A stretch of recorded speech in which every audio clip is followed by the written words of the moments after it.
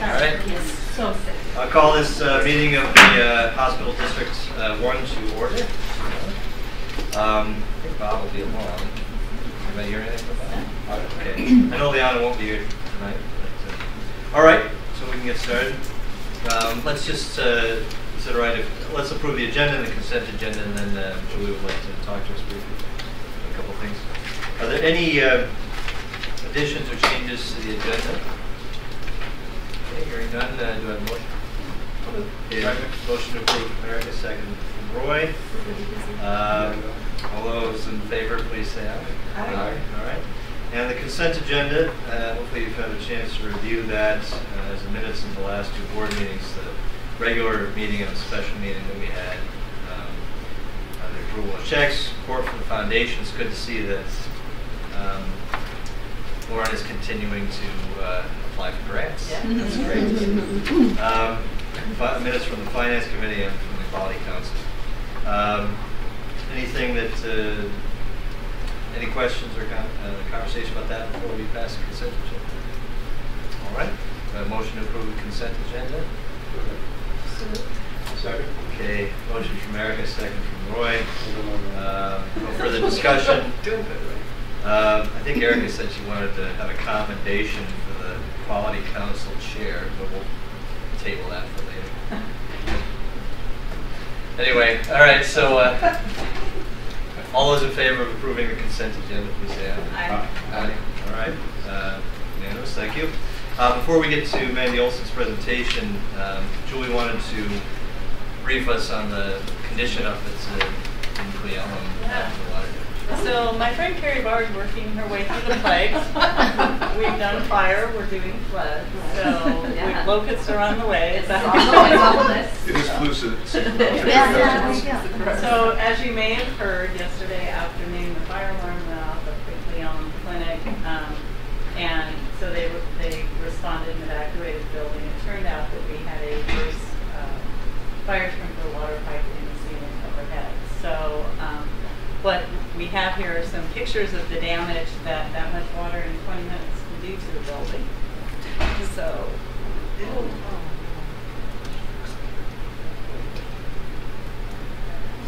Oh my God. yeah.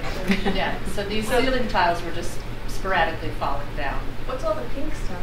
Institution. Oh.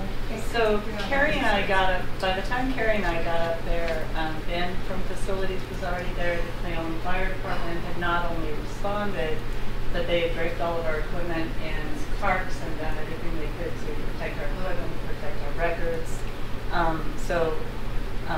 About a quarter of the clinic was actually impacted. The rest is dry. Facilities had already that's me in the high heels. Yeah. So note to self. But facilities had already contacted a company to come in and do the cleanup, so that was underway all last night. And what I will say before I kick it off to Carrie for an update is just kudos to the teamwork that went on up there. Facilities was there. Brenda had staff come in and change the message on the phone. They contacted the patients who were to be seen today. Rhonda and Dee were for urgent care to relocate patients up to urgent care today. We have a plan B going forward that includes workplace health if we need it. Rhonda's been working today relocating our PT patients up there, all the while cleaning up the clinic and getting folks in to make sure that the fire suppression and electrical is ready to go. And we will have part of the clinic back on Monday. It's tomorrow. So tomorrow. Ready, go. So tomorrow we will have 9 rooms available to us. There are 9 of the rooms that you just saw that will be walled off, fake walled off. And but we'll have lab and x-ray available to us. We'll have the lobby, part of the business office, the front part of the business office.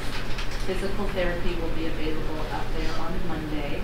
We'll have patients coming through a back door where they will be able to be seen by the physical therapist as well as our behavioral health specialist. And we're staggering schedules to make all of this work. We're contacting patients to make those slight adjustments. But Rob Markle's seeing patients in their homes. we did 3 house calls today to make sure that patients might be confused by the different location that we can still see them. So yeah, I will echo what Julie said. Just kudos to everybody. Urgent care for allowing us to consume, and we consume that full space. And 4 providers. yeah, 4 providers in that little urgent care space, and they made it work all day long. So really appreciate that. We didn't turn anybody away, and we had rescheduled a couple people as of last night, but the ones that showed up today we saw. Housekeeping down there, please. Maybe Housekeeping two. down there. It may be too early to tell, but do we have any estimated time frame when Yeah. things are going to be back up to speed? So they had mentioned a month, and I think that's pretty aggressive, but they said a month. So we have the Swedish space. We contacted Swedish and asked for that space back, to lease that space, and it is about 3 exam rooms in that space. And so we could, and I told them about a month and expressed that we're hopeful that it will be done in that period of time. So you think that with the Swedish space, it will be able to maintain existing level of service, slightly lower? Rob Merkel has still asked that he's available to do house calls, if that's going to free up some of the issues in terms of being too crowded. With 9 exam rooms, that's going to get tight on a few days, and so those we're good till next Thursday. So we know with our staffing, we're good until that point. On Thursday, that's going to be our crunch time. We'll have to do some adjustment to either our own provider schedules or location. Was it significantly cold? Was it not Well, cold snap? so they have a drop ceiling in a large space in between the roof and the ceiling.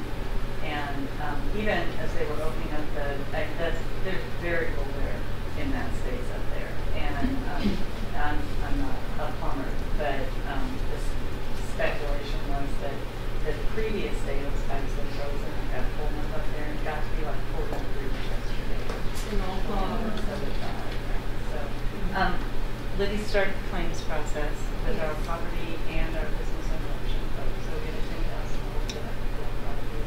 IT also has had people up there all day trying to figure out what's going on. I think the only thing we determined that we failed to do is we got hundreds of emergency planning vests that we did not break out. This was our time. Right. This was our time. We had our orange vests on. Hard hat. But I can't say enough about the way people sort of, well, there was sort of this disaster moment, and that passed, and everybody was on fire.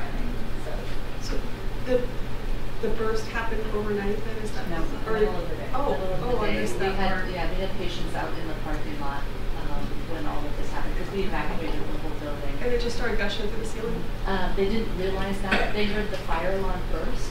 There's That's some right. Okay, there's some yeah. technical thing that happened I probably couldn't describe without Ron or Lacquer in the room, but there was some sort of air intake thing that caused the fire alarm to go before it burst. Or while it was burst, there was something that was happening. And at that point, so the fire alarm is what cued everybody to leave, luckily. And so they got everybody out into the parking lot. Brenda has been, the clinic manager there, had been doing fire drill conversations at each huddle every day, and so they thought it was Julie and I somewhere pulling the like a drill or something. Yes, and so they were a little reluctant at first, like, is this just a drill? And anyway, they ended up getting all the patients out, and that's when she notified me. I said, "Well, keep them out. Call the fire department. Let's go through this. Like, it's a real thing." They went back in and saw that there was water just gushing from light fixtures onto everything. Ow. So that was yesterday. So that happened. Any other questions? Okay. Thanks for the update. And yeah, keep us posted. I will. Alrighty. Next, we have a presentation from Andy Olson regarding the hospital care. I think you guys have a sheet here next. Do. So I have a few brief PowerPoint slides that I'm going to go through fast. I don't know. Can I talk loud enough? So we're going to talk about the CMS Hospital Compare Preview Report, which we received, I think, December 12th. And there's some really interesting things in this one in particular, and we just thought it would be a good time to talk about this in general also. So Hospital Compare, this is directly from the CMS site about what the intention of the site. It's a consumer-oriented website so that people can see how well hospitals do at providing care. It's intended to help them make informed decisions, like where I might choose to go to a hospital, which I think is interesting. I'm not sure how many consumers really do use Hospital Compare this way, but that is the intention of it. You can just go to Hospital Compare, and I'm just going to bring it up. Just a second. Don't mess up. It's a challenge now. You said that, young blood. So I'm going to ignore that. I don't want emails. No, thank you. So we got a Hospital Compare Preview Report. They put them out from time to time. It's intended to come out in January, but they've moved it to February, which often happens. They'll delay their releases or they'll change some of the information. But you can just put a zip code in and search for sites. So we can add ourselves here. They still have the wrong name at CMS, but you just click as many as you'd like to compare, and I'll just pick a couple and compare now.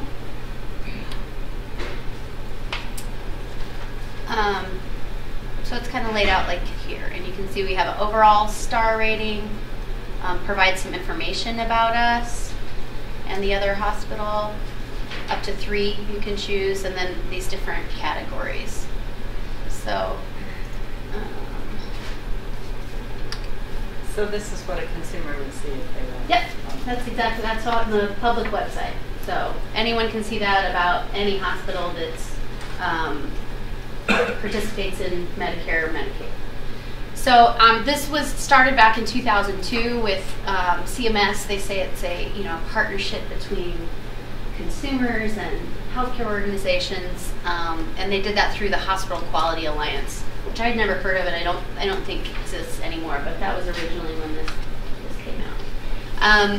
So in 2005, they had core process measures displayed, and I think we're familiar with those as core measures. They added HCAHPS and diagnosis-specific mortality rates in 2008. Then they added outpatient areas like the ED, surgical outpatient areas, diagnostics like radiology or laboratory. 2010, they looked at diagnosis-specific readmission rates, and hospital-acquired infections were added in 2011. And then in 2013, they started looking at the hospital value-based purchasing program, and just 2 years ago, the overall hospital quality star rating came out. So I just wanted to give you that little preview before we look at the preview report. So I have it up here, and you should have it in front of you. This is actually a new format that they've started with, which is, to me, surprisingly helpful from CMS, that they improved their formatting to make it more user-friendly, and it is, in fact, I think, much easier to read. So I just want to go through it. We got an HCAHPS summary star rating of 4 stars, which is great. Which is up one from Yes. the one you just saw. It is. Okay. And then look at communication with doctors. We're at 4 stars. So they compare our facility with the state and the national. So you can see those percentages. So this one I really want to, I think, just 5 stars for responsiveness of hospital staff is really incredible. I think something just there's a 5-star cake over So there. in the back of the room here, you'll see that we have a 5-star cake to celebrate with. Yeah. So that's really impressive. We It's for saw. hospital staff, I assume. Yes. We can't eat it. Well, we will recognize the staff Oh, too, right. but we have it. It is a preview report. It hasn't come out yet, but we want to acknowledge.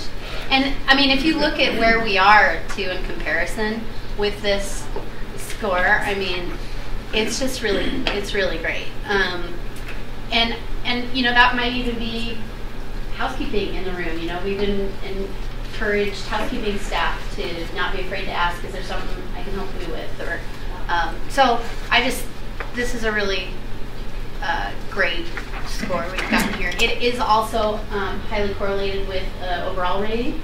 So if you're doing really well with responsiveness, it can really help your overall score too. So we're also 5 stars in communication about medicines.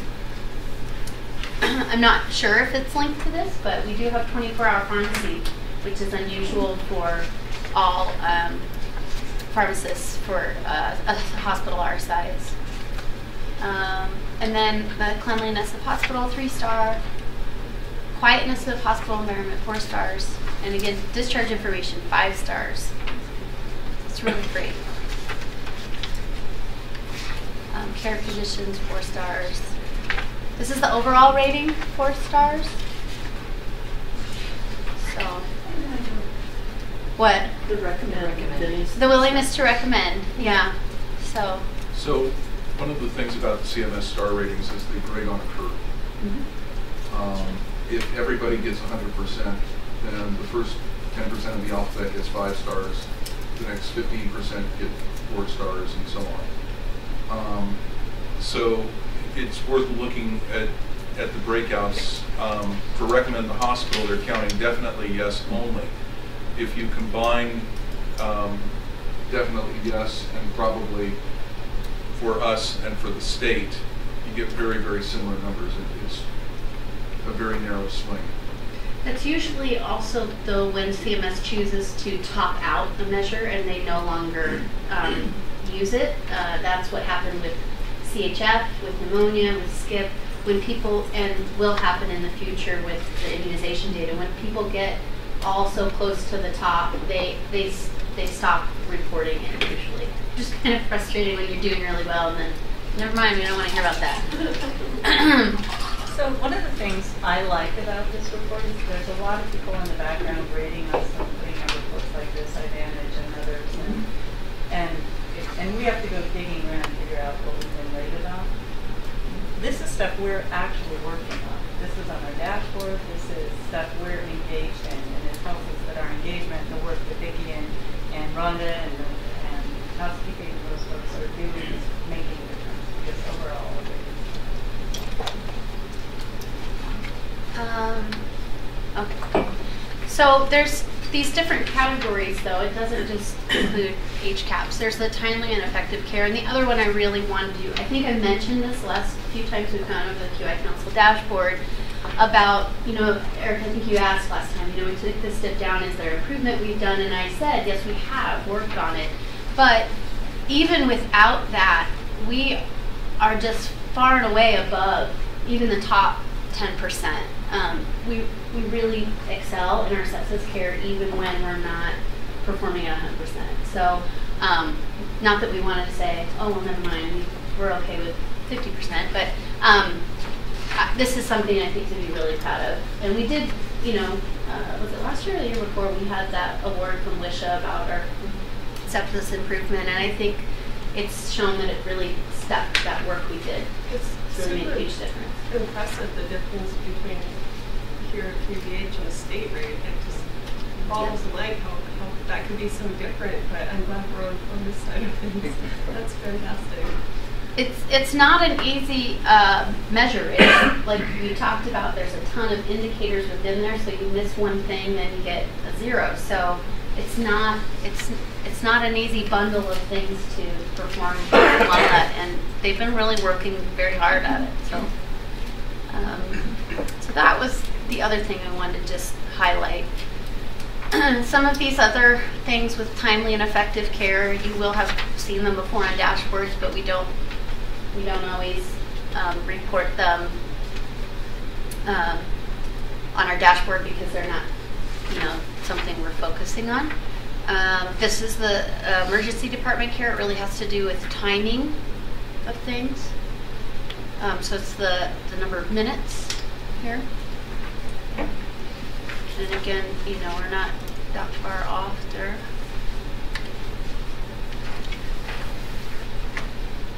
This is admit to departure time for patients that are admitted. So when they came in the ED and when they left to go to the floor. You can see we do pretty good there. ED arrival to ED departure for discharge patients, or 113 minutes. And this is in particular for psychiatric mental health patients. Same thing. So I'm missing. Tell if it's. So on OP20. No, they just cut it off on the page. Okay. That's too bad. It's, Oh, that's 20 minutes. Okay. yeah, Got it. it's gonna go here on this Yeah. page. Yeah, 20. What is it? It's door to evaluation. So, and for these measures, these ones are manually abstracted, a sample of patients by Anna Scarlett, our quality RN in the department. So there's a sampling that happens. She looks at the chart. It's not just a automatic data pull from some field in the chart.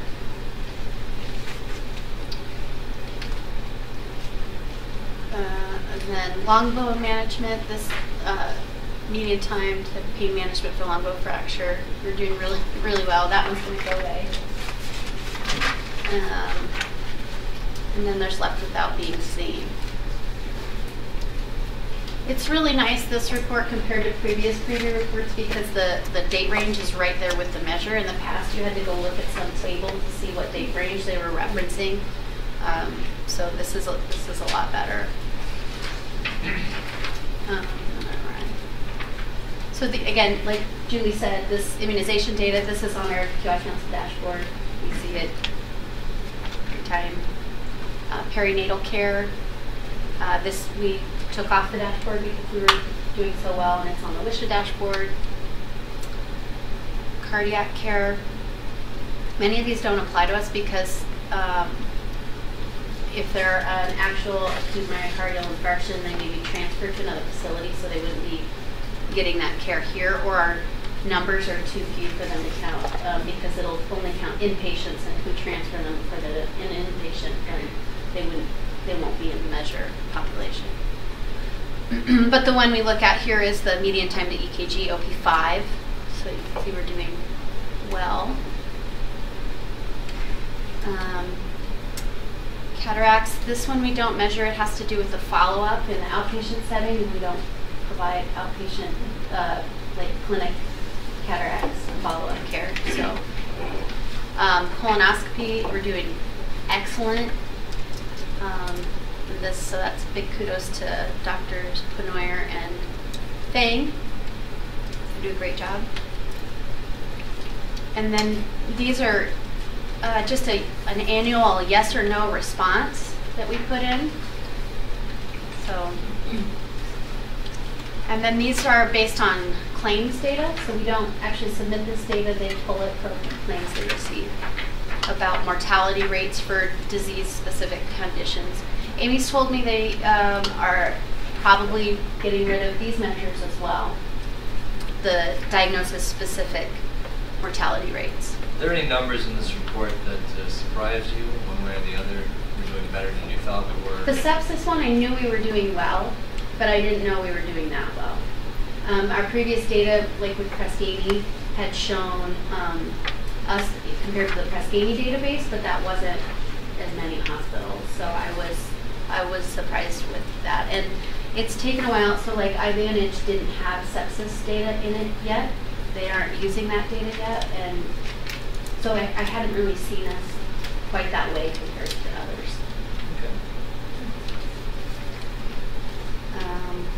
The patient safety indicators too, that having it displayed this way, I was able to, in the past it's come in these other kind of piecemeal in different reports, so you get maybe the mortality reports and the readmissions report, and we get this PSI indicators report, the patient safety indicators, and it was really not clear kind of where things were coming from. Sometimes you really have to dig to figure this out. When we went through this, it was really obvious. Okay, this is where this is, the time frame. And so we were able to dig into this a little bit more because I've seen, you know, why I know our pressure ulcer rate is 0 actually, but why isn't our data in here? And there's 2 reasons. The most important though is that we're a critical access hospital, so they don't calculate it for critical access hospital, only for performance to PPS hospitals. So that's why you don't see any data here. It's not that we're not submitting something we should be, or they don't do it for us, which is a little frustrating because there's some that would be good to know about. Why would that be? Does it have to do with reimbursement? They are, yes. So I believe that they get decreased reimbursement or increase based on these rates. So I don't know why they don't still measure it for us. There's one though, like the perioperative pulmonary embolism or deep vein thrombosis DVT. There's other places I've seen that rate. So I don't know if it's just not bundled in this patient safety indicators, or I'm not sure. We're still trying to see how we can see some of that. Or like the postoperative wound dehiscence rate. That would be great if someone would tell us that. It could also be, I think it's also that there's too few numbers to count. When there's too few numbers, they often won't show the data. So I'll skip through those. So hospital-acquired infections. We've had no CLABSIs or CODIs for a few years. And then let's see. So I guess the other one, it doesn't necessarily surprise me, is the surgical complications, but it was nice to have a comparison. We've been really working hard on surgical site infections for some time, and I mean you can see here that we're above the national rate. So it's nice to have a comparison. And then the readmissions, and again the diagnosis-specific, condition-specific readmissions, they're going to be going away from those. So.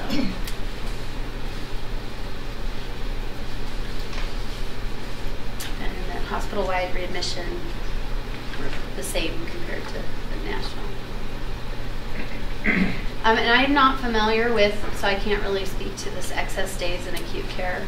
I had not seen these before. And then there's some payment and value of care that I'm not familiar with either. And that's all I had. Questions. So again, this is a preview report. They've sent us out so that organizations have an opportunity to say, wait a minute, this is wrong, or this doesn't look right. And so sometimes they do change. They also do sometimes delay. We've had problems with the data and they end up delaying it, or even longer. So, but I was really pleased with the format. I thought it was more accessible, more easy to read, and that worth sharing. Okay. Are there any questions, Mandy, about the hospital compare preview report? I would also agree that it was easy to follow, even for layman with this, it's easy to follow and see what's going on. It's fun to compare, especially when you're doing well. So, Yeah. that's very nice. Anything else? I think the success on the strokes is a lot due to the fact that we early on got stroke sets. You mean the I mean, sepsis? not strokes, sepsis. Mm-hmm. Yeah. By having sepsis order sets early, that sort of directs all the steps. And that, we didn't have that. Everybody had to kind of figure it out on their own. Right. If you get a problem. And just remember. At some point, I don't know if the other board members would be interested in something like this, but because we hear about sepsis a lot, and what we've done deal with it. I would be interested in getting a little more detail on exactly what the process is and what the order sets look like and things like that. I bet the team would love to come talk about it. You could talk about what sepsis is and. I think we talked about it a bit in quality, but I think even a little more detail and sort of what specifically we are doing. I think that would be really interesting. Sure. Here or at QI? I think here. Yeah, I would. I'll do that. I just want the record to show that I think as we told us that the gratitude for all of the individuals who worked effort to make this possible. But there's quite a few people in the emergency department, inpatient areas, lab, imaging, and pharmacy with that. But Cody Staub really did a lot with it in Claudia Utah before she retired, and Anna Scarlett, even when she was in informatics, to help make those order sets previously. So, I'm going to miss something over here. Dr. Gibbs, very integral in leading some of that too. He's done some amazing, and they've spoken too at the sepsis conference, the Northwest Sepsis Conference. Dr. Gibbs and Cody did. Dr. Gibbs is even giving vitamin C, which you can see it on NPR, and that's like, you know, that's. Would they speak about that too? I'd love to hear about that. Yeah. Okay. Okay. Are they reporting data on that? It's not currently part of the measures at all, but I know that was one of the things that they did report about at the conference, but it's more as it's not a study level data. Have they found it to be effective? Here, Yeah. anecdotally, yes. Pretty neat. Any other questions? All right, thank you very much, Lynn. Okay. All right, we'll just take a moment here then before we move on to the reports and dashboards to see if anybody would like to make a public comment or announcement. This is a public meeting. So if there is anyone who would like to make a public comment, please keep it to 3 to 5 minutes and please state your name and your address at the beginning. Is there anyone here who would like to make a public comment? I'll make a comment. Yeah, Bob Davis, citizen of Kittitas County. I just want to say kudos to the emergency department. My son went into full-blown anaphylactic shock 2 days before Christmas, and they saved his life. I mean, literally. So he was given a cookie at school that had almond flour in it, and within a couple minutes he reacted. And he has a little office at school, and he was laying on the couch, and his buddy came and grabbed him, and he was calling us saying, "I'm gonna go to the emergency room." We thought he was mumbling, and he's like, "I can't breathe." And so they showed up. They put him on oxygen, epinephrine, steroids, and by then he was blue and had hives, and he was fine. Went home and slept for like 12 hours. So, but it was one of those like, wow, 2 days before Christmas, you know, the day that school got out, and one of those kind of things happened. And you're grateful that folks were there and they just hopped on it. By the time we got there, he was already starting to spin because of the epinephrine and the Benadryl in his system. Yeah. So, but I'm super grateful. I mean, how quickly they responded and how they kind of figured it out real fast. He was in and out. On that note, I'd also like to give kudos to the ED Christmas morning. I was there with one of the children. I woke up at 3 in the morning. This is one of my very stoic older children who had intense, debilitating abdominal pain. Woke up with him in the middle of the night. And I just thought, you know, I'm not messing around. I'm going in and took him in. And of course, when it started getting better, that's how it rolls. But I'll take it. But the staff was wonderful. They're very compassionate, and I'm very grateful that they were here for Christmas morning at 3 a.m. We were in that pretty quickly. His was not nearly as acute as your son's, but I'm just so grateful for the hospital and knowing that we're going into a place that I trust. It's so reassuring. Is he carrying EpiPen now? Yeah, you know, the story is every year of his life, we've had a care plan, EpiPen, and we're like, he's 18, he's a senior, he knows not to eat the stuff. We're not going to fill out the form. And that's what happened. So he has 2 EpiPens now. In case one doesn't work. Yeah. That's great to hear. It's good to be reminded of great care. Yeah. Great. Anything else? All right. Thank you. Okay. Now moving on to reports and dashboards. We'll start with quality. So, the dashboard's there for you to review, but I'd really like to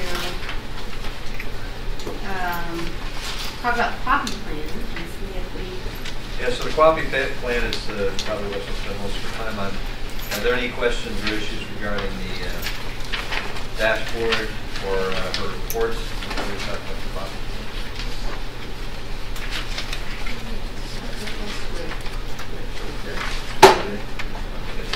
Yeah, thanks. Any questions about her report or the dashboard? These are all so nice, these comments. Oh, yeah. I like it. Don't forget to add the ones from Bob and Eric. Great. And you guys don't forget to fill out your surveys. All right. Yeah. So, all right. So the draft coffee plan. Andy, would you mind just telling us a little bit, putting it in context about what this is, and then talk a little bit about the process that was used? Sure. So, organizations are required to have a quality assessment performance improvement plan for every department within their organization. And we worked this year to try and make that a little bit more inclusive and incorporate to that idea of reviewing our services as well as instead of just picking a metric and measuring it or working on some things, really thinking about the service we provide and aligning it also with the strategic plan that we have. So starting in August, we started looking at the scope of services for each department, how they provide value to the organization, how that aligns or the gaps we're trying to reach with the strategic plan. And then we all came together in September and shared with each other what we were working on and got some feedback from our senior leaders on our plans. That was brought to QI Council, and then I sent that to all of you for review, and we got some really nice comments. And then we brought that back to QI Council this month, where it was recommended for approval, and we also reviewed a QI Council dashboard to look for in 2019. And the idea with the dashboard too is really that's at the board level and QI Council level for oversight. In each of these individual copies, people will be measuring things to see how they're doing on their individual plans, but that's not necessarily the governance level measurement. So, what am I missing? I think the alignment with the strategies and values is really something that we focus this year. So you see all of them indicate, where they fall under the strategic plan, and so really trying to align the work that the organization is doing with the strategy. And I think that we felt often, I think, overwhelmed with the number of projects and improvement work we've done here, and I think that hopefully will help us stay focused on what we're trying to achieve and not get kind of overwhelmed with pet projects or things happening separately, having a separate quality plan from what we're trying to achieve as an organization. And the process of putting this together, you detailed this, I think, very well. Just to emphasize, a lot of this was generated at the department level. Right? Yes. And so they generated goals that they had tied in with the strategic plan, and then there was a conversation about this and sort of feedback at different levels, including the administrative level, and then at the QI Council, and then on the board itself, and those conversations continued. So this is one of the nice things about this is it's very much kind of a bottom-up approach, but it's the result of a lot of conversations and all this. Oh, and the last thing I should say on that note, though, is that this particular document that we're asking you to, it is a summary. There's a lot of notes and documentation and other material that went behind this, really to help make it so that it's easy for someone to read and approve it in board meeting. But there's a lot of meat behind it that's available. Yep. So, yeah, so that's where we are, and this has been vetted by the QI Council, approved by the QI Council, and then forwarded to the board for approval. And so first, if there are any questions for Mandy. I have a comment. I just want to say that I appreciate how clear it is to just looking at what was it? Not comments, but just take any measure here and to see who it belongs to, how it's in general, how it's going to be carried out, what kind of strategic plan values that it adheres to, how it should. It's just really cool to be able to look at that and know just at a glance how to delve further into it. I appreciate how that's compiled. On the dashboard measures, are those going to be recorded at each board meeting or quarterly? Intended to be as the QI Council dashboard is now. It would come to each board meeting and each QI Council. The QI Council is every other month, but the dashboard itself would still come to the board monthly. So the dashboard, if you wouldn't mind, Mandy, just talking briefly about what happened at QI Council to decide on these particular measures. So this was Matt's idea, actually. It was a great idea to pull together kind of all the different... Sounds like he set himself up. I know. He did it! But this idea of looking at, the different people who measure us, right? Who, like CMS, so taking Hospital Compare and saying, what are all the things that is publicly reported about us where we're compared, right? And that are measures of quality per CMS.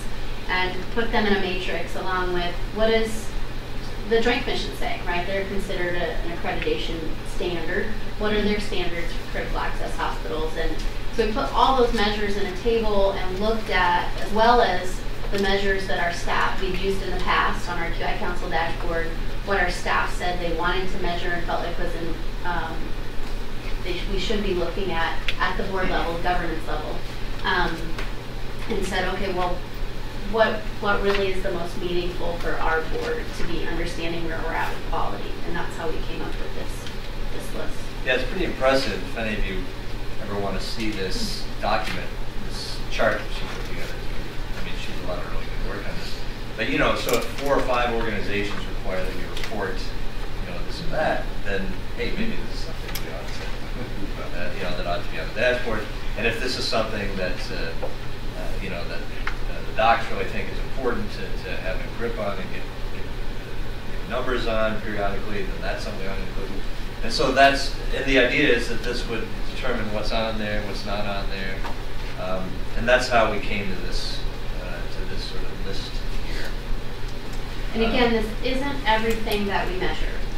Across the organization, there are hundreds of things that we measure and look at on different cadences. This is really intended specifically for oversight for QI Council and the board. Whoever made that suggestion, that was excellent. It's easy to make suggestions, but doing all the work, I guess that's why it's nice to be on the board, right? You can delegate. But it's actually pretty amazing that, I mean, this, I thought it was pretty beautiful for someone who likes to see statistics and everything in a whole like that. Anyway, if any of you want to see it. Yeah, so that's how we came up with that. That was the process, as you described earlier, for coming up with the coffee plan. Yeah, I mean, I think it was a really valuable process. And I mean, partly, one of the things motivating it was some questions that were raised by Julie and by you too, Roy. So I think this is, I mean, it seems like everybody is fairly happy with how the process goes. So as I read through this, what I like is how so many things are enmeshed with our strategic plan. I mean, everything you can think of, even like quinolone use, right? How that really impacts the patients and long-term health care. I mean, everything. I think it's really pretty tight. I did have a couple of questions, like ABN, right? We're doing that. I mean, we've been doing that. It's nothing new, or is that something new? It's not new. It's something we've struggled with. Okay. It's actually been the focus of improvement work over the last year. And it's much improved. Okay. Yeah. A couple more.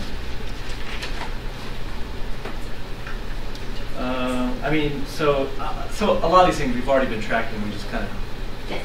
enveloped in it. Yes. We're going to continue. We feel like it's important. Yeah, I'm not going to pick on finance because there's just a lot of questions on finance. Well, but I think it's a fair thing to mention, though.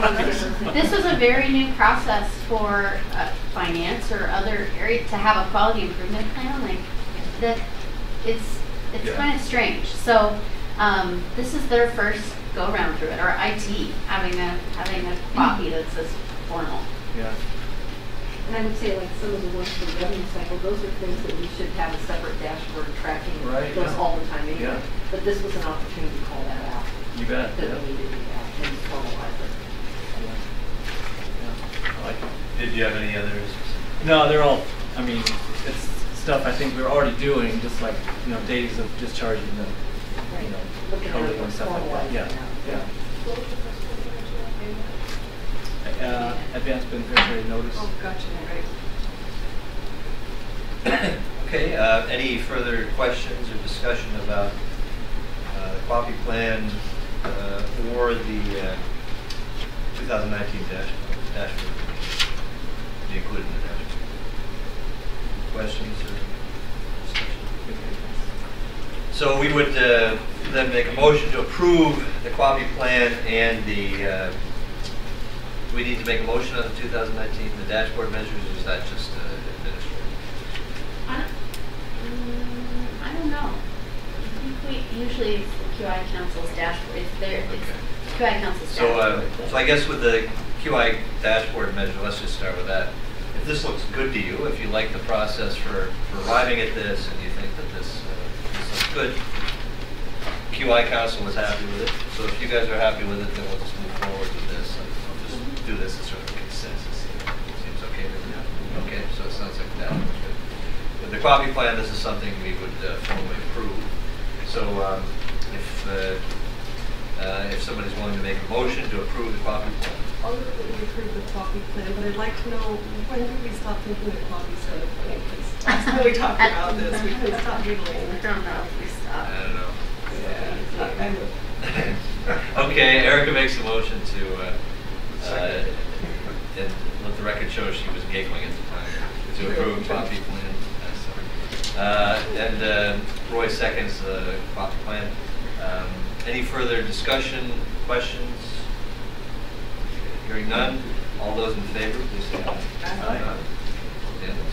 Thank you. Thank you for all the work that you did, and also the departments did in putting it together. So it's a lot of work, but clearly will provide some really great direction. Yeah, thank you. Okay, anything else? I don't think so. Okay, I don't think so either. I just want to give you a chance to get it. Yeah. Okay, thank you very much. All right, so next is the CEO report from Julie. So I'm happy to answer any questions about the report that is in your packet. I also had some updates. I did want to mention, and we were very pleased to learn that the bad news is Robin Reed, who led the Public Health Department, resigned her position. The good news is the Cass County Health Network has hired her as their executive director.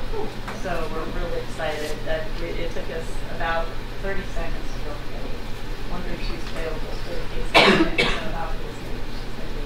And there's no better person that I don't think better connected to it for us. So that's great news. Do you know who's taking over for the? Yes, they hired someone. They have, and I haven't met. She's been there. Yeah, and we did get notification. And then I also included in your packet the dues that we paid to. Yeah, and I really wanted to highlight that is we've eliminated a lot of the dues that we used to pay, and we're really pretty picky about the organizations that we support with our dues. But you know, WISHA is a local advocacy organization. We pay about $51,000, $52,000 to them. The American Hospital Association does our federal advocacy for us and really is the voice on regulatory issues. The AWPHD represents us as public hospitals. The dues there are $17,565, but for 2018 and the next 3 years, we will receive SIM grant funding now, so that actually nets to zero. And then the organization I didn't have a statement for is the Washington Rural Health Collaborative, and we pay about $25,000 a year in dues there. But all of these organizations have been vetted, and I think we all find value in the work that they do. So, and as I mentioned, we have eliminated a number of organizations. And the value statements I think that WISH and AWPHD put out are very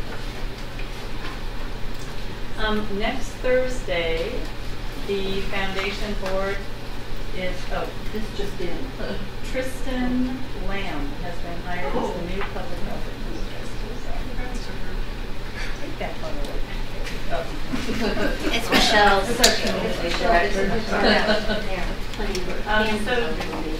So next Thursday evening is the annual foundation board retreat, and I just wanted to take a minute.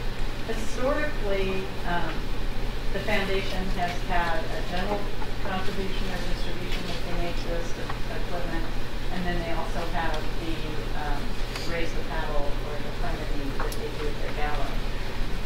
The equipment piece of it is $250,000 is about what they contributed to us each year for the last 3 or 4 years.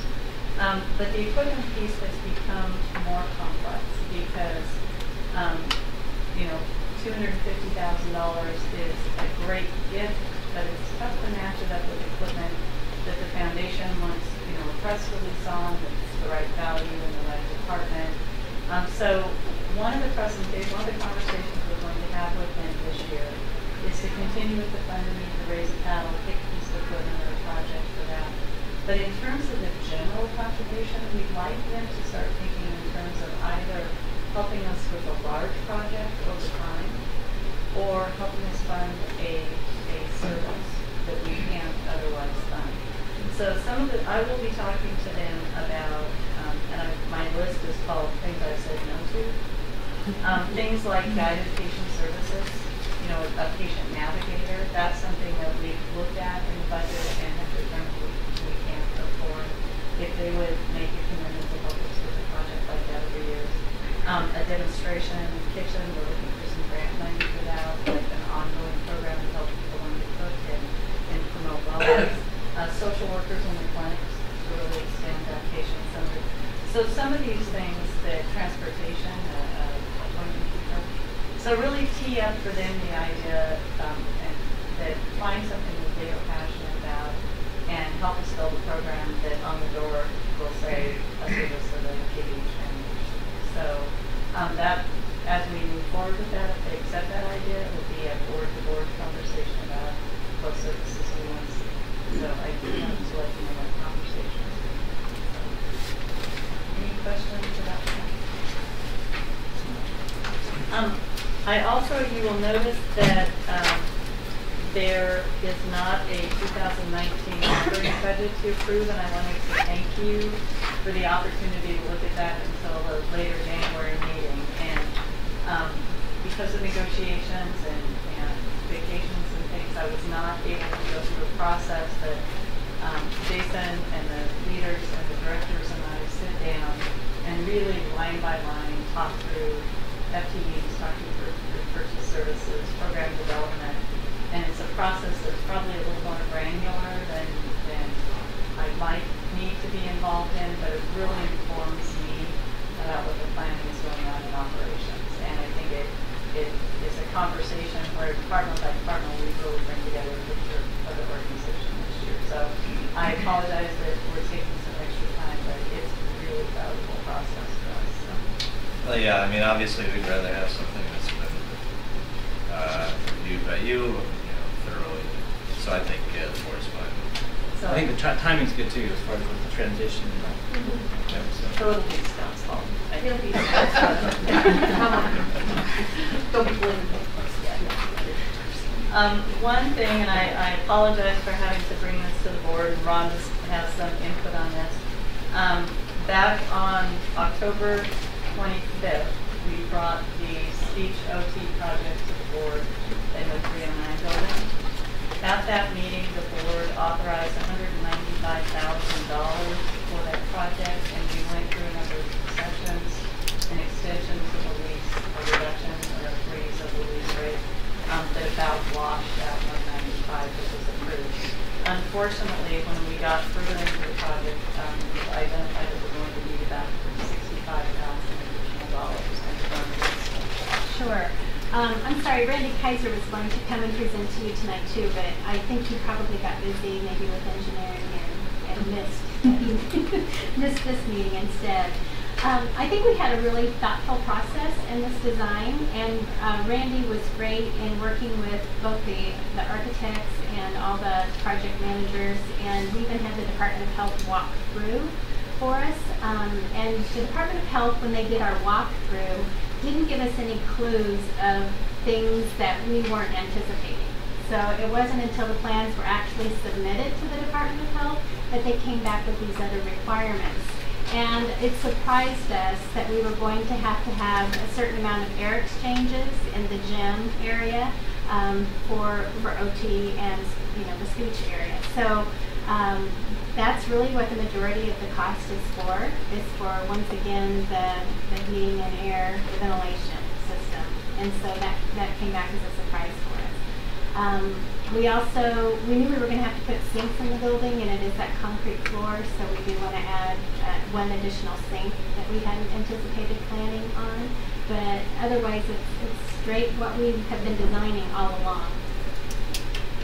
So what I would like to ask for is an amendment to the spending authority on the project that was previously approved on October 25th to $260,000. All right. Go ahead, Bob. So, how did we find out about, because it's 30%, right, increase. So how did we find out about, was this through the architect or how? No, through the Department of Health. So what we did is, we always Just do. back to the state. Yes, back to the state. So when we submitted the plan, they came back and said, these are the modifications that you're going to need in your design. And so then we have to go back to the architects, engineers, and say, what is that going to cost us? And that's the figure that we landed on, which again does have contingency in it. Randy feels pretty confident that it won't happen again now that we have the Department of Health. This is what they told us we have to do in writing. So, but I will say, when Ron talks about this being a thoughtful process, we paid someone from the Department of Health to do the walkthrough for us and identify before it was submitted to the Department of Health, and did not receive got a pass on it until it actually got into the plan. Some sort of feedback channel, give them 2 stars instead of 5. Yeah. Really nice to recommend. Just Right. Yelp for DOH or something. Yeah. Remind me, what was the prior amount? 195.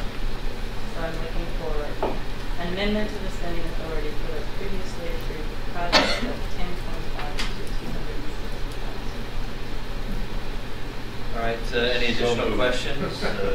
Okay, motion from Roy, second? Any other questions? Well, we can do that after. I'll second. Second from Bob. So any additional question or discussion about this motion? Grant County would have built it anyway, just the way the plans were. Ask us to get this afterwards. Take up tracking it. Yeah, right. On the weekends. They went down on weekends. So this is an amendment to what we passed on 1025 that will increase the spending, the allotment anyway, to $260,000 to revise the building for OT and speech. Is it possible to get a final figure on that, like after it happens, to see how much contingency? Actually, financial sustainability is one of the processes that we're looking at, closing that, approve the budget, to make sure we always do know. Yeah, and I think me and most organizations don't do enough of that, so that's Great. Any additional questions or discussion? All right, hearing none, then let's take a vote then. This is the amendment to the 1025 spending plan to $260,000 for OT and speech. Revising the building. Please, those in favor of that motion, please say aye. Aye. Okay, unanimous. Thank you. Very much. Anything else, Julie? No, unless you have questions. Yep, go ahead. Just the map making it report. No, it's not. Have we heard the MAC is vacant? They're going to be there through the end, middle to the end of January. Oh, was there? I thought there was January one. No. Well, it's supposed to be, and then they notified us, so they're on. Expensive For what it's worth, I was there at 4 o'clock and there was furniture coming off of the elevator. I don't know what you know, that was my New Year's party. Any other questions? Okay, thank you. Okay, next on the medical staff, chief of staff, Dr. O'Brien. Let me just begin. My original treatment was didn't have Yeah, Glenski is the bottom. Linsky. Yeah, he was written on. Yeah, we have that on our sheet, and we did have his file to review. So you have it? Yeah. Okay, good, yeah. It just I wasn't, so I wanted to make sure of that. But the medical executive committee has reviewed these applications for appointments and privileges of the list, and I hope that maybe my list is the same order of yours, but Vanessa Wright is joining KBH Family Medicine, relatively recent graduate from family practice program. Thomas Ellison is joining for active privileges as a hospitalist. Those are those two, and then there's 4 in a row of direct radiology. Courtney Carter, Kent Hall, and Jolly Roy, and 50 appointments. They have no, only minor issues in their backgrounds.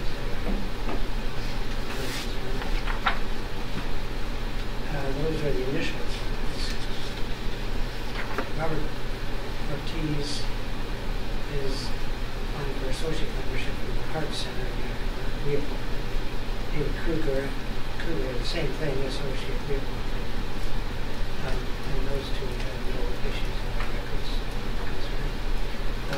And then I had William Lensky. You may have it at the end, since it's added later, as associate reappointment from National County Radiology with no issues at all. Then our own Tom Parrish is up for reappointment. And no issues. Looking for active status. Richard Vaughn, ambulatory, is changed from active to ambulatory because of lack of patient contacts over the last 2 years within the hospital. And there's a requirement for 25 patient contacts per year to maintain active status. He will not be close to that. So will be granted ambulatory status for someplace. And Byron Haney is moved from application for active to provisional active with conditions that you may have read in our recommendation.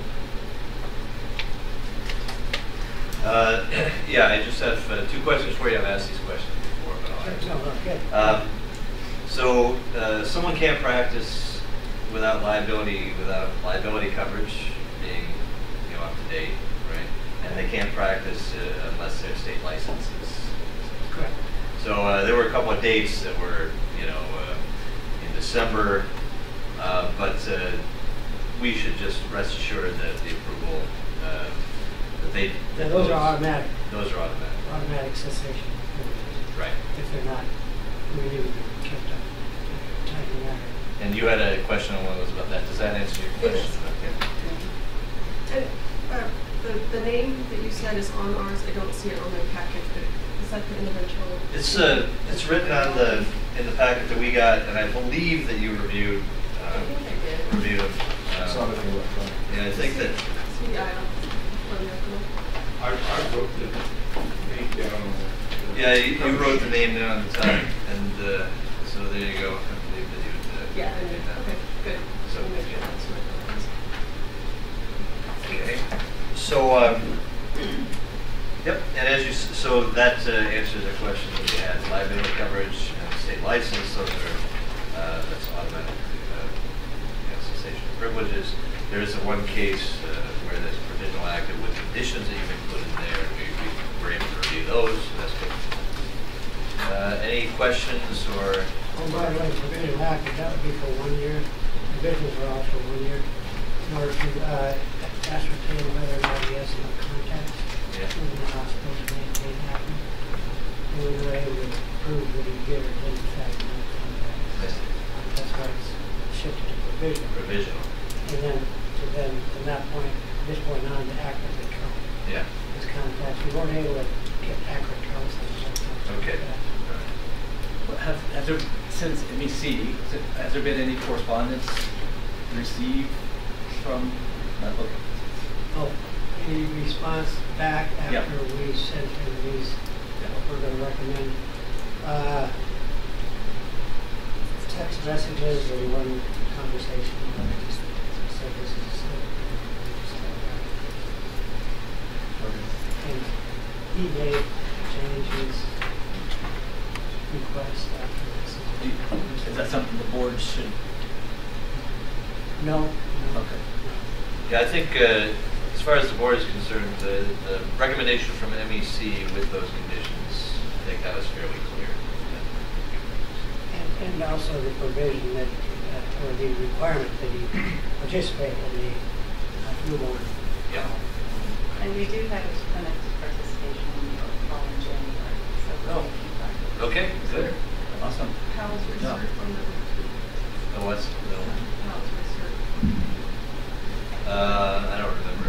Dr. O'Brien, do you? There was some educational recertification as well. Recertification of. Oh, yes, correct. That's part of it as well. Right. The part of the. Yes, that's also part of this.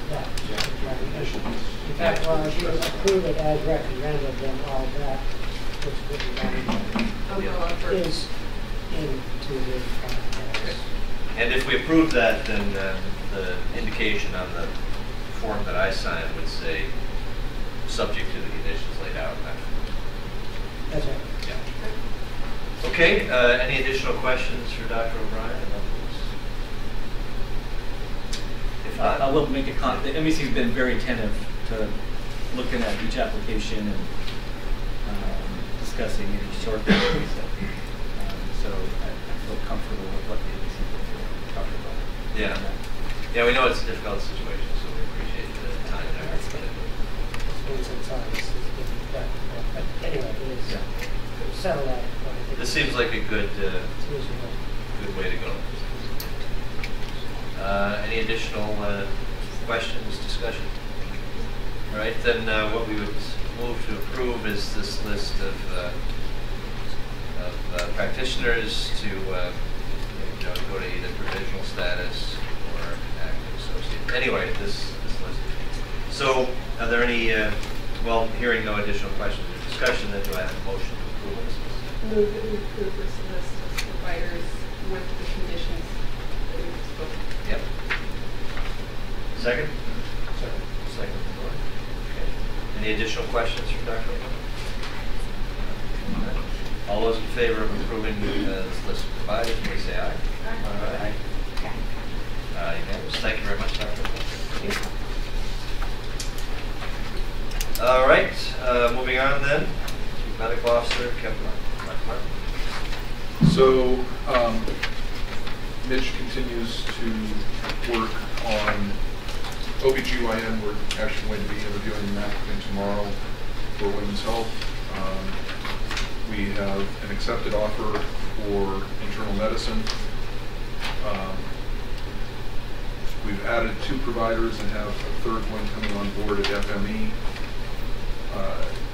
We are still working to complete the full staffing plan. At this point, with FME, we're probably about, we've basically got as many providers as we can fit in the space. Lisa is working on more things than I can keep track of. We've started exploring a pulmonary rehab program service line. The reimbursement for that is going to be challenging, and there's going to be some capital expense associated with that, so we're working on developing that plan. I've called out telepsychiatry because that's one that we've specifically been working with some community partners on. Again, that's going to pivot on whether or not we can do that under the umbrella of the rural clinic status. For the most part, the providers we've talked with indicate that they would like us to pay them something on the order of $200 an hour for a service that we can get paid $105 an hour, and we're free to keep the difference. We've started exploring palliative care as an adjunct to home health and hospice. That's actually a conversation that's driven in large part by quality metrics.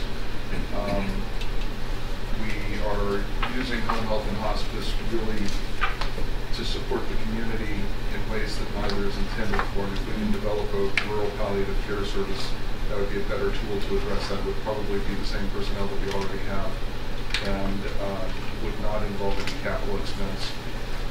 We've started looking into swing bed units. There's a site visit planned later this month to look at how that's implemented elsewhere in the state in rural access hospitals. That's been implemented as anything from a way to augment low volumes to Snoqualmie, where essentially all of their beds are used as swing beds, and they're really doing more rehab. Wound care, we have capacity for the first time, so we're starting to do some development work there. Other than that, Lisa's been pretty idle for the month of December.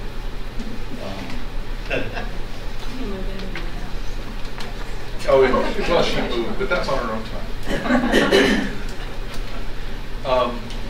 Kyle is working on 11 initial appointments, 2 students, and 15 reappointments for next month. I'm going to augment my comments on the Greater Columbia Accountable Community of Health. Andy Olson and Julie and I participated in a meeting earlier today where we got more details about the contract milestones for the money that they're hoping to give us. That's about how easy it was to read at the meeting. But it's very detailed. Most of these are measures that we get points for reporting rather than points for progress. So by saying that, excuse me, that we have a plan in place, and in the second quarter, these are the steps to completing the plan and so on. They don't have the expectation that we're going to have a robust, integrated, patient-centered medical home in the first quarter. They expect that we'll be making plans and working towards it and demonstrating progress. Julie gave you a little update on KCHN, which I left out of my report. Probably one of the more interesting developments from the Rural Health Collaborative is that they also are looking at partners to make telehealth available to rural hospitals throughout and rural clinics throughout the state. is kind of an interesting model because you could imagine the collaborative contracting with a large tertiary care center and saying that Thursday is endocrinology day, and at 8:30 you're going to be working with a patient in Forks, and at 8:45 in Ellensburg, and at 9 in Pullman, and really pooling resources. There's also conversations around shared staffing models where we could create a pool where, gosh, we need 2 hospital shifts this month. You have somebody that's going to come to Ellensburg. So it's been interesting to see how we can, the common issues and how we can collaborate to find common solutions. The other thing that's coming up is the possibility of combining resources to recruit for fractional FTE specialists. So if we thought we needed a 0.2 FTE nephrologist in the county, that's a very hard position to recruit for, but maybe they have a similar need in Walla Walla and in Tri-Cities, and we could share resources and find somebody that was willing to be centrally located and work. So, are there any questions? So, on swing beds, Yeah. I mean, so how is, you guys going tomorrow? I'm not going to be going on that. Scott? Yeah. Okay. So, like, you say robust, I mean, they do it and they do it well, they make, Yeah. it pays for itself. Yes. So I guess we'll find out more information then on if that's something we can do. Because, I mean, I see it as our community needs something. We need more options here locally. And, you know, we have one place and then we're sending them to Yakima's or places where they really don't want to go. Yeah. And choice is good. We've been trying to partner fairly closely with Prestige to work on their quality. For what it's worth, on their CMS metrics, they're a 5-star building. They suffer really from familiarity, as in familiarity breeds contempt, and everybody in a small community knows something bad that happened there, just like everybody in a small community knows something bad that happened here. Having trained in the shadow of the Cleveland Clinic, if you go to inner city Cleveland, the Cleveland Clinic is held in contempt because everybody locally knows that that's where grandma died. And on the other hand, if you're 10 miles out of town and you got shipped in there, it's the mecca that saved grandma, or gosh, grandma died, despite the fact that they did everything possible with the Ivory Tower. So that's kind of a universal in healthcare, and I think they suffer with that as much as we do. I think the perception of the care that comes out of that building is not an accurate reflection of what goes on in the building. But choice is good. No, my point is more people want a choice. Yeah. Right? So whether they just want that ability to have a choice versus say, this is your only choice. Yep. So, So Dr. Morris, would you mind just, Gerald? Yep. Would you mind just giving us a brief primer, just so we're all on the same page, as to just telling us what swing beds are and what the advantages are? So a swing bed is used for somebody who has a skilled nursing or therapy need. The criteria for putting somebody in a swing bed are very similar to the criteria for putting them in a skilled nursing facility. It's rather intentionally provided under law as a way to provide extra revenue from unused beds in a critical access hospital. It's sufficiently well reimbursed that some hospitals use that as their only model. I don't know that that truly meets the needs of the community in a rural community. But what it can do is make it easier for us to continue to provide service. You've heard reports where we've had fewer hospital days. That's kind of turned around, but it's a way to buffer us from those fluctuations. Are they officially considered inpatients? No. No. They're- And that's the big difference. Is Yes. that we don't have to consider them inpatients, they're not inpatients, they're not outpatients. But we're using beds that would be used for inpatients that aren't being used for this. Precisely. And can I just, it is the very same bed. Yeah. So Yes. if you have a patient recovering from a stroke that needs speech therapy and physical therapy or total joint, once they no longer meet the acute care criteria, that they meet those return to wellness therapy services, as opposed to skilled nursing is very focused on recovering patients and getting them home, and people confuse that with nursing home care a lot. And one of the reasons that people do appreciate swing beds is because a lot of times the reluctance to go to a nursing home is people don't want to be in a nursing home. So on Tuesday, you no longer meet inpatient criteria, that bed becomes your swing bed, and we focus on recovering you for maybe 2 weeks, 10 days, and getting you back to the place where you can go home. And that's, Bob talks about options. One of the ways of thinking of this is that we're going to be able to capture a kind of patient that we wouldn't otherwise be able to capture. And it also does use capacity that we used to have in treating what used to be inpatients and outpatients. And there is the need in the community. Those kind of beds. Yeah. That's great. Are there questions just about the swing bed idea? I mean, we'll get more later after we learn about this. There's some more. But any questions about this swing bed idea? Okay. Thank you very much. Any questions about anything in Dr. Lynch? Thanks a lot, Dr. Martin. On finance, CFO. That would be me. Yeah, I was wondering which name I was. Yes. You have the written report in front of you. I have one correction under the bottom bullet point, the cash collections. A bit of a misstatement there. I'm saying that we got 300,000 from one source or Cerner, but actually our overall cash collections were averaging daily cash collections exceeding 300,000. For the Cerner AR, it was at 260,000. So, but still, if you look at the graph that I provided, it's still significantly higher than it has been.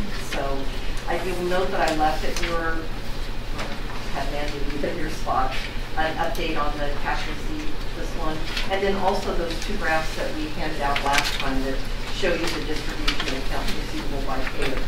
If you will recall, for the month of October, the far left was like over 12 million. So you can see that there's been significant progress that was made during the month of November. The AR at the end of the month was 105 days, which is still pretty bad. But wait for it.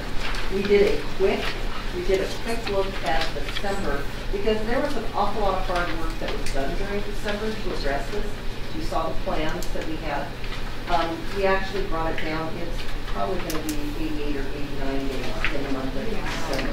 So people worked really, really hard on this, and I am really proud of them. We're going to celebrate that when they ask me to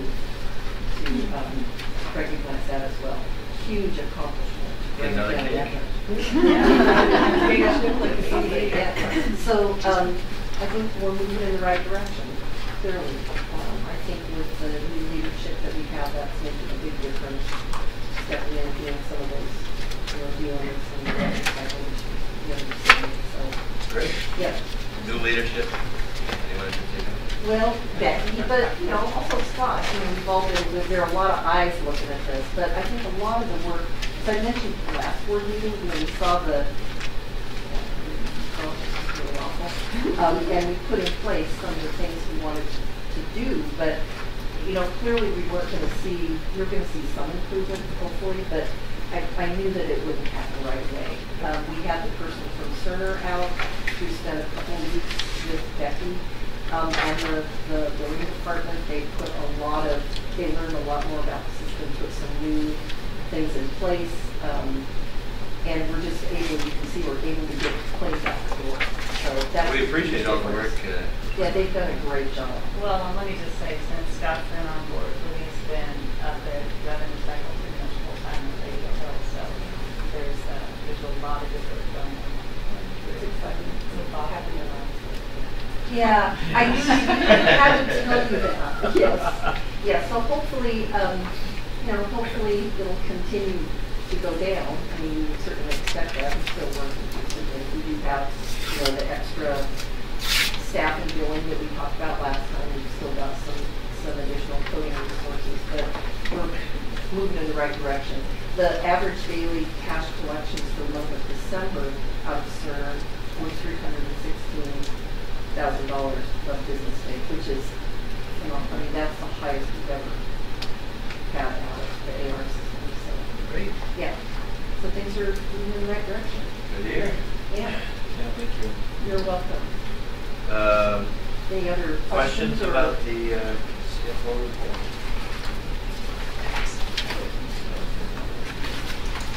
It is a month too, so that's good. Any questions for about the numbers? Okay. So Liana's not here. Roy, you have anything to report? Well, just very quickly, at the last board meeting, Libby had provided that information regarding the AR days and some of the reasons as to why the number is getting into the 3-digit area. And more importantly, what are some of the initiatives that we pursued to help bring it down. That was the focus of much of the discussion at the Finance Committee to representatives in the community that are on that committee, sort of brought up to date regarding the AR days issue, and I felt that was very useful. It was again brought up here at the board meeting in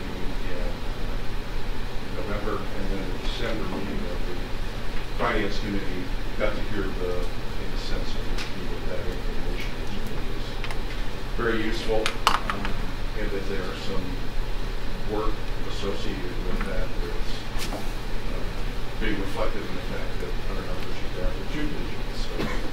And they don't know that yet. The Finance Committee doesn't know that yet because that meeting was before that meeting was before we calculated. That's right. Yeah. All right. So anyway, good progress. Congratulations. And everybody else that supported that.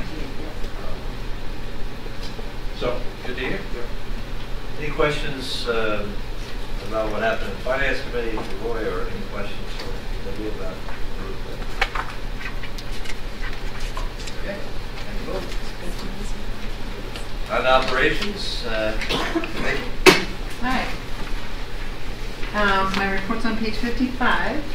Attachment that covers really don't have anything additional to add to those items or to my report in general. If you have any questions, I'd be glad to answer those.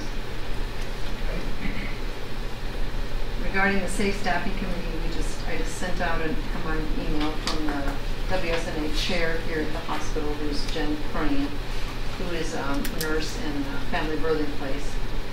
And we've been working very hard on getting the staffing plans for each department finalized and submitted into the Department of Health. So that's all complete. That's a new requirement. And so we've been working collaboratively with the nurses on each department to do that. So that was a big, huge project we've been working on for 6 months. When you talk about staffing plans, are those frameworks for how to staff and contingencies, not actually what your schedule is, but just No. how you're going to determine what your schedule is? Right. It's to plan how many nurses per day you will need to sustain a unit with a given amount of patients. Sure. So it kind of guides the supervisor in planning the care. For example, if MedSurg has 10 patients, the requirement would be, according to the plan, that you have 2 RNs with ancillary staff as well. So it kind of guides you. Of course, those deviate depending on the acuity of the patient. And they have to be evaluated twice a year? Mm-hmm. a lot, so It it's is. a lot of work twice a year, isn't it? It is, but I think we've got a good system. It's Yeah, and working. it's a good group, and with volumes, particularly on key parents, you defining it's a tough conversation, but you can walk it in conversations. I would just, we received word, I think it was last month, that Jason Dix, who has been our WSNA representative, will no longer be working with us, so we will have a new representative from the union to Any questions or? Thank you. All right, next up, our Chief Ancillary Officer, Arnold. All right. I don't have anything to add to my report either, but I'm happy to take any questions. Yeah, we talked about the remodel of the annex earlier. Any questions? And you've been up, I guess you went up quickly, Ellen.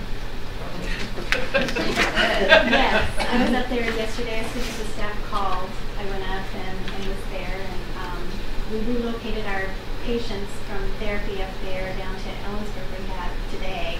We had a really low turnout though for those patients. We only saw 4. So for that reason, we're moving them up to Centennial Senior Center tomorrow, and we're going to see everyone said that they would come tomorrow. So we have a full plate of patients to see there. And then Monday we'll move back into the family medicine PT building. Great. Well, that's thinking outside the box. Up there. No, I mean, really. I mean, I think it's a good idea. Yeah, we're trying to be there for the patients. We didn't want to cancel. Yeah. And I just, we had worked earlier with Craig Pigeon on PT up there, and he also was anything that needed help. A lot of support. The senior center was wonderful. They were very accommodating to us as well. A huge thank you to a lot of people right now. So it's like the ultimate. Any questions for Rhonda about her report? I appreciate the clear, concise report. Okay, next up, Carrie Barr, Clinic Operations. So my report is from 56 to 57, and I have nothing additional to add. I've done enough. I've done the last 2 days. Any questions for Carrie? Anything specific? You had a question earlier about the MAC. Any other questions about that that's come up in trouble? I have a question about the Student Achievement Council. Am I correct in remembering that we had new sites approved in prior years, and this is an expansion of approved locations? So there's 2 that I apply for each year. This is one of them. The other one is the National Health Service Corps, and so that's the one that we only had audits, which was last year we have been approved and we're still continuing to approve. That's a great physician recruitment tool. This is the one that actually spans to RNs and LPNs, which is exciting. And I don't think we've had that in the past. I don't think those boxes have been checked for those folks in the past. So this is hopefully a great recruitment tool for those, or retention rather. So any of the providers or RNs, LPNs at those locations are able to apply to the process for nice. That's really great. So if they're like a recent grad within so many years, they can apply for loan payback program. Correct. Yeah. Any additional questions or discussion about Carrie's report? Thank you, Carrie. On to the Community Relations report, shall we? The only thing that I really wanted to add to it is when we're talking about stories and letters to the editors, we're adding a new feature this year where we've really been focusing on our patient stories that we're pushing out to the community. We're going to continue that, but then we also want to bring out something where we're calling them blog posts. They're going to be smaller. Jen's still writing them, but we're looking at the behind the scenes departments of everyone that works in this facility and what does the department do, what does the house supervisor do, what is engineering doing, what is housekeeping doing, what is materials doing, who are the people that work in those departments, and how are they supporting the overall organization. So we're going to spend the next 12 months rolling out those types of blog posts. They'll be every other week talking about the different departments. And coinciding with that, we had a patient story submission from our own CEO that will be released tomorrow. And then our first blog post will be talking about the CEO role and what it does. So just wanted to kind of give you a heads up. Surprise! So I just wanted to give you a heads up on that. And then I just had a question. You'll see on the horizon on January 26th is when we are sponsoring the CWU men's basketball game. We do a giveaway and we get tickets to the event for our staff, and then we generally invite some of our commissioners and leaders to go down and accept a recognition from them. So if you could look at your calendars, and I'll do a reach out tomorrow to see if anybody is available and would be willing to do that. We will be meeting sometime. That's it. Any questions for me? As always, thank you for your great format there. It's exciting to see all that you've got going on. Good question. Thank you very much.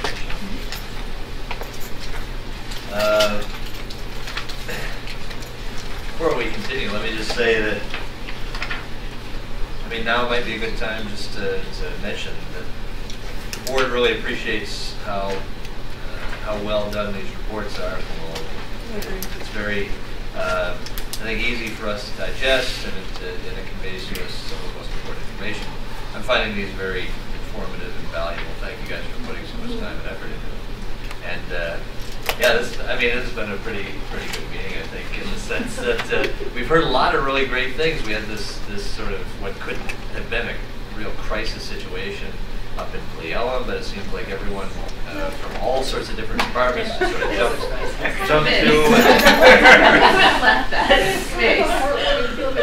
Yeah, I mean, because you're thinking in innovative ways to maintain services for people, and I mean, it could have been a whole lot worse in terms of how it affects our patients, but you guys have all really worked hard to think in new and different ways to try to accommodate them and serve them. I just think that's, I mean, it's a great story. Wait till you see what we do for locals. Yeah, the plagues. We're gonna get more plagues. But you know, and there's also the approach to the QAPI plan that went through this long sort of process that really shows a lot of dedication. I think on their part, MECs had to deal with some sort of difficult issues and have really done an excellent job, I think, vetting all the people who come before the board. There's just a whole lot of good things going on. I think that I can speak on behalf of the other board members in saying that we really appreciate all the work that you guys do. We hear about it, you know, once a month, but the work that you just do on a day-to-day basis, I think it's just amazing. So thank you guys for. You can't leave finance out. Can't leave finance out. Pressure. Can't leave finance out. Yeah, I mean the pressure and how dramatic this response has been. I think. Yeah, I don't want to leave anyone out. Everyone's just doing such an amazing job. So thank you guys for all that work. All right, nothing under board reports, nothing under old business. New business, approval of Teamsters 3-year agreement.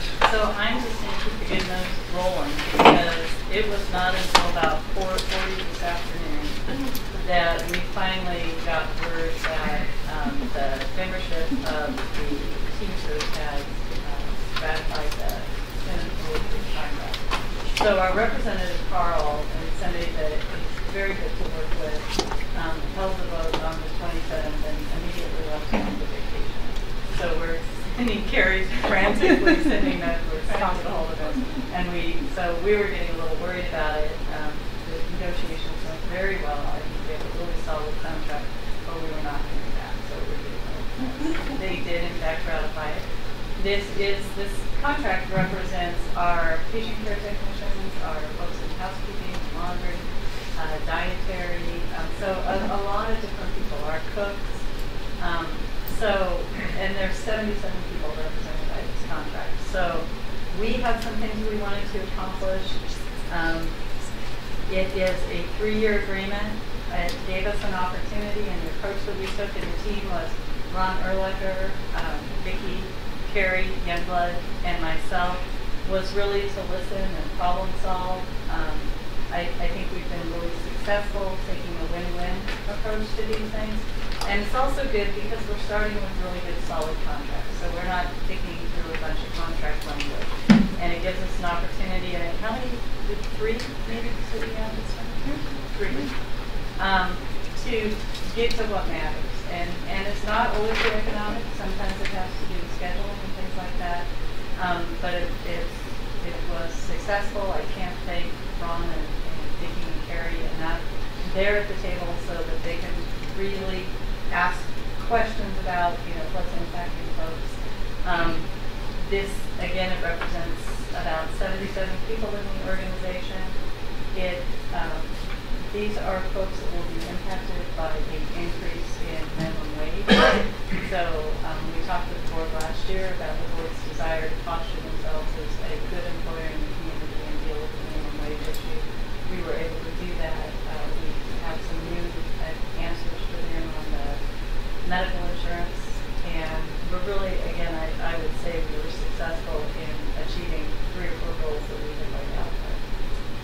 So I would ask, having heard that Teamsters have ratified this contract, that the board approve it so that we can move forward. And I will say it doesn't, it's timely, so it did not last for Are there questions about the specifics of the contracts? You just talked a bit about it, about the things that have been addressed in this contract. It does seem to be a win-win. Any questions? Okay, motion to approve. Second? Second from Bob. Any further questions, discussion? Okay, hearing none. All those in favor of approving the Teamsters 3-year agreement, please say aye. Aye. All right. I do not have a signature ready now, but I will. Thank you very much. And again, the team from Teamsters that worked with us on this. Great. Okay, anything else before we recess and move to executive session? All right, so how long do you think we'll need in executive session? 10 minutes. This is going to be the shortest meeting, I think. All right, so let's take a 10-minute break till 6, let's say till 6:55. Then a 10-minute executive session till 7:05. So we will convene into executive session at 6:55, reconvene into open session at 7:05. Okay. Thank you very much.